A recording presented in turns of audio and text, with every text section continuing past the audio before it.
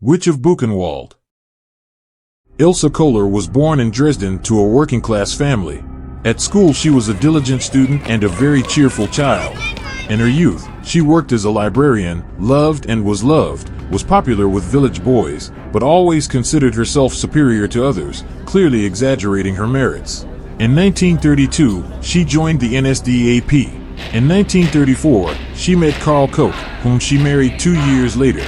A few years later, Ilsa volunteered for service in the Buchenwald concentration camp, where her husband worked. Soon the prisoners began to fear her more than the commandant himself. They said that she often walked around with a whip in her hand and beat everyone, and for fun she set dogs on pregnant women or the elderly. Ilsa received the eerie nickname Frau Abager for her love of other people's tattoos. Prisoners said that the sadist ordered to kill prisoners with tattoos in order to make various original products from their skin, including lampshades, gloves, bookbindings, and even underwear. The most suitable material for her products was the skin of gypsies and Soviet prisoners of war, as they often had tattoos on their chests and backs.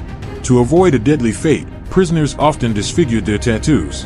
However, the Koches paid for their atrocities long before Hitler's army was defeated. At the end of 1942, the couple was brought before a Nazi court on charges of excessive cruelty and moral decay. Karl Koch was accused of bribery, misappropriation of property, and the murder of Dr. Walter Kramer, who had treated him for syphilis and might have told someone about it. Karl Koch was flogged. His wife was also taken into custody, but soon all charges were dropped and she was released.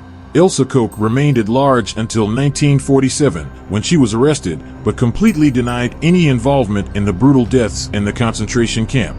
A collection of human skin samples with tattoos of Buchenwald prisoners and other material evidence was presented at the hearing. However, the prosecutors failed to collect enough evidence, so the Buchenwald witch was not sentenced to death, she was only imprisoned.